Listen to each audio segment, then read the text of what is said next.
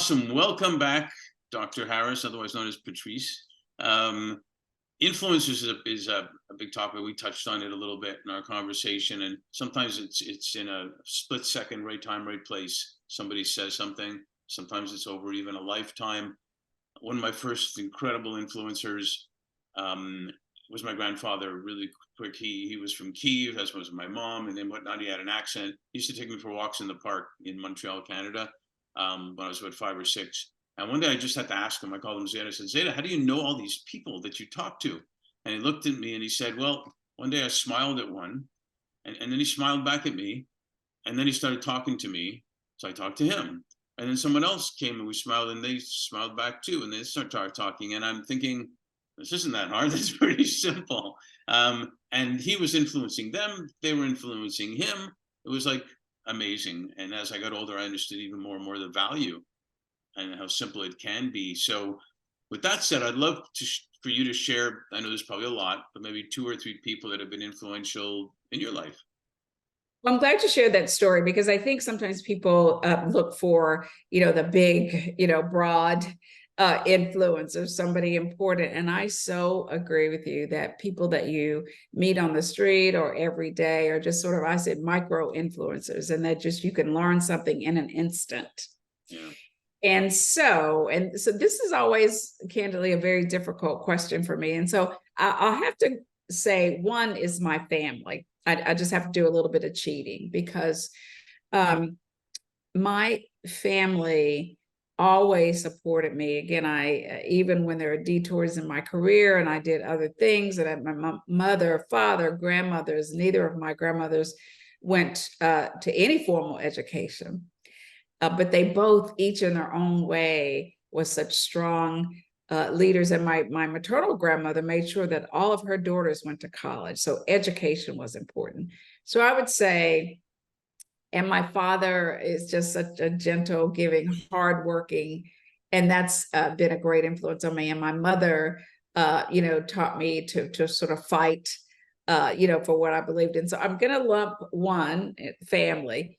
And the second, though, and this is my, and I say this when I give commencement addresses, I tell the students to get comfortable, strive to get comfortable speaking truth to power. And I came upon that with Jimmy Carter, whom actually I did meet once on an airplane. That's a whole other story, right after 9/11. Wow. So I did meet him, but I was, and this was, I don't know, years ago, and I was channel surfing one Saturday, and they were doing a show on the presidents, and this particular one was on Jimmy Carter, and he talked about the fact that sometimes people would come into the Oval Office and almost be awestruck, especially, or and also have difficulty speaking truth to the most powerful person in the world. Right. And he said, and I might not have, this is my recollection of the story, but I remember him saying something to the effect of he encouraged them to speak truth to him. As a president, he needed people to come in and speak truth to power. So I've always felt, and sometimes when I've been in rooms where I was a little afraid, maybe I was the youngest, the least experienced, but I knew that there was a truth there. I called upon that lesson that I learned that day. So there's truth to power.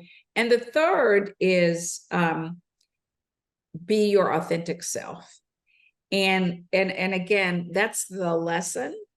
So many people in my life have shaped that piece. They've said, be who you are, Patrice. I've said, well, I want to be just like, and they said, no, you can learn from that. You can integrate that skill set, but be who you are, be your best self.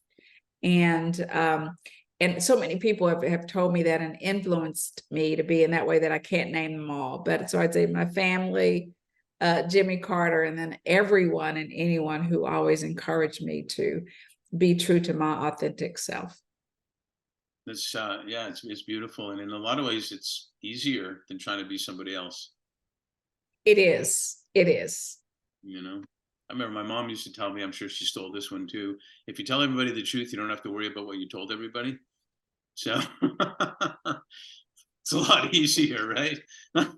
It is a lot easier, and you know, listen, and all of us are growing and evolving, and some of us who are older, we might be near who we are, but so I don't think that we are all of who we are in our total authentic selves when we're 18, but I think it's something that we grow. But be true to yourself, and if you don't want to do what everyone in your family wants you to do, I know it may be hard, but you have to just sort of integrate that and think through. But I think it's always best to be your authentic self, and so many people have influenced me to get to that point. Well, I have a feeling even just from this, but all prior, you've done some influencing on your own too. There's some people out there that are saying, again, way to go. Thanks, Doc. Thank you so much for sharing that. My pleasure.